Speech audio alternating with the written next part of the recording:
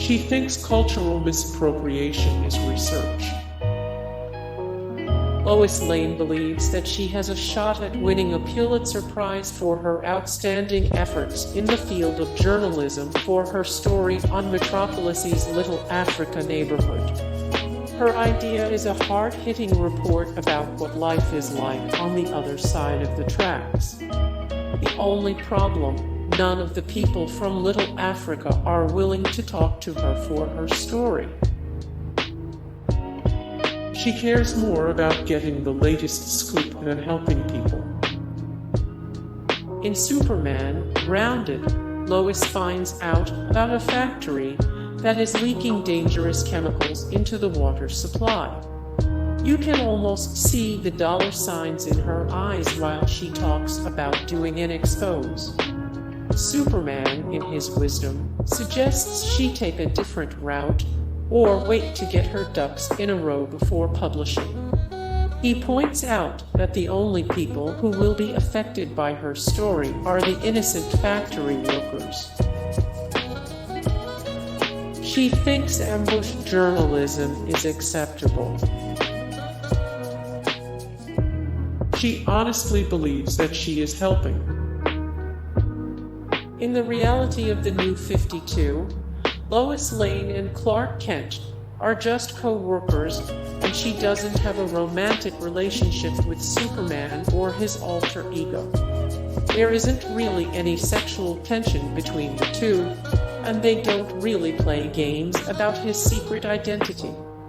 And suddenly, seemingly out of nowhere, Lane publishes an article that outs Clark Kent as Superman. We later find out that she found out about Superman's identity and intended to keep it a secret, but was being blackmailed. She felt that the only way to stop the blackmailer was to publish Clark Kent's true identity. She's totally unprofessional. As a young, aspiring journalist, Lois takes a tour of the Daily Planet. She already knows she wants to be a reporter, and after hearing some reporters talking about Lex Luthor, she hatches a plan to get hired. She almost helped destroy the world over a tube of lipstick. She almost helped destroy the world over a tube of lipstick. She has very little respect for gun safety laws. In an ill-thought-out plan to get her co-worker Clark Kent to admit that he's actually Superman, Lois Lane points a gun at her co-worker. As you can imagine, Kent is utterly terrified, because pointing a gun at someone you regularly gossip with at the water cooler is totally insane. When she actually fires the gun, shoots Kent, and doesn't kill him, Kent is forced to admit that the bullets didn't kill him because he's Superman. She's way too literal. You would think that, as a writer, Lois Lane would be a bit better at recognizing analogies, metaphors, and similes. Alas, Lane's tendency to take things a bit too literally kicks in when a food critic at the Daily Planet casually remarks that the best way to a man's heart is through his stomach. She decides to test this theory and becomes a chef at Superman's favorite restaurant. Of course, this plan backfires, and Superman catches onto her trick immediately. Her cooking skills are practically non-existent, and she leaves her job as a chef in the midst of an epic temper tantrum. Superman had to reveal himself to her before she found out about his secret identity. Lois Lane is a brilliant, professional reporter who spends all day with reporter nerd Clark Kent, and all night with Superman. At no point does she realize that maybe they are actually the same person. There's just no way in hell that Clark's simple disguise, a pair of black-framed glasses, would keep a true investigative journalist fooled.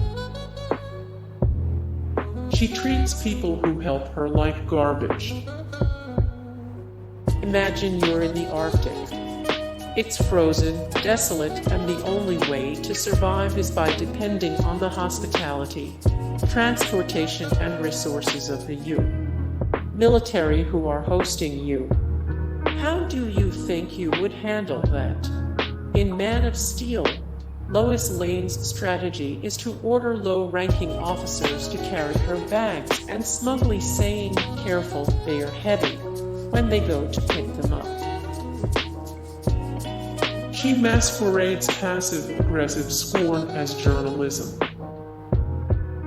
In Superman Returns, we get a glimpse of a reality where Superman has decided to take a brief 5-year break after saving the world.